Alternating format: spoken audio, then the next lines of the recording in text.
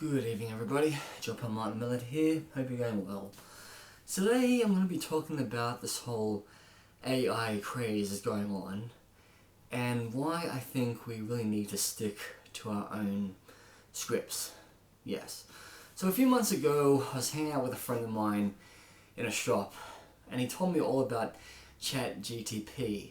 He basically says, oh, if you're trying to write a dating profile or a resume or a cover letter where basically you just type in a whole bunch of different words and then ChatGTP would program a cover letter or a gigolo profile explaining about, how good you are with the ladies.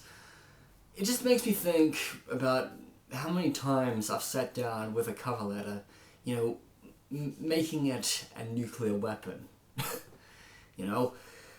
Like, in all the jobs, I apply for, I always put a lot of emphasis about how I'm going to secure a job interview.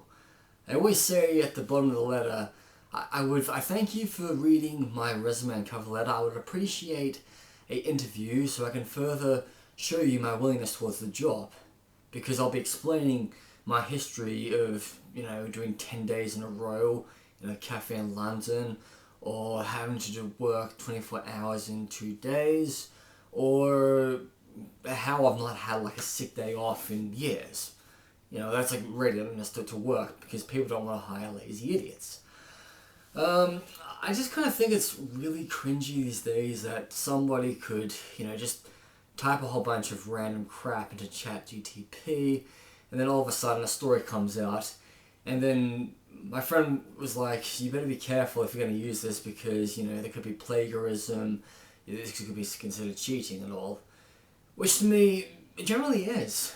Because, look, if you have your own brain, your own heart and your own writing skills, you should be able to write from the heart. You should be able to, think up a good storyline. You could be able to think up a good book. You could write a whole diary of a year about you living in a city away from your home country and what you did like nearly every day. That's what I've been doing in my previous books. Another thing I don't really tend to like is ghostwriters. Like one time Gemma Collins appeared on Celebrity Juice and Keith Lemon was promoting her book and she's like, no, I didn't really write it, I had a ghostwriter to do it, and I just made a joke about it. I'm like, you pay somebody to write a book where basically you've hardly contributed anything, you haven't written anything by hand, and you basically want to put your name on it. I'm like, lady, take off your name and put that ghostwriter's name on your book.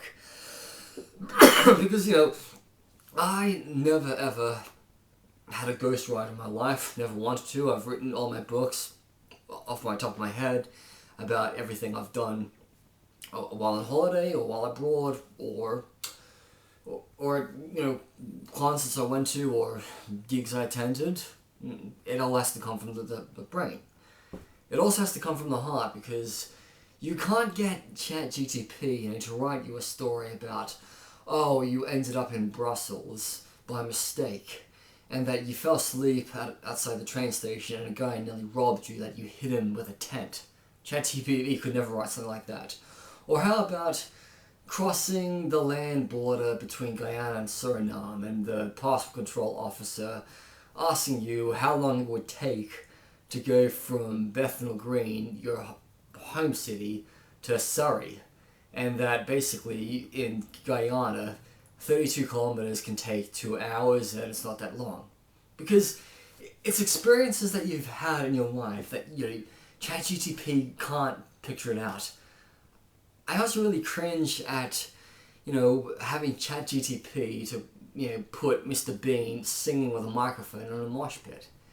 It's unrealistic. Why can't you pay Rowan Atkinson a couple of grand to put on the Mr. Bean outfit, go into an actual Moshpit and take a photograph? That's being, 100% pure. Yeah. So, anyway, if you're going to be writing, I'd say one thing. Stay away from AI. I really don't find it funny to be hearing Johnny Cash singing Barbie Girl. I'm Martin the Millhead. I'm over and out.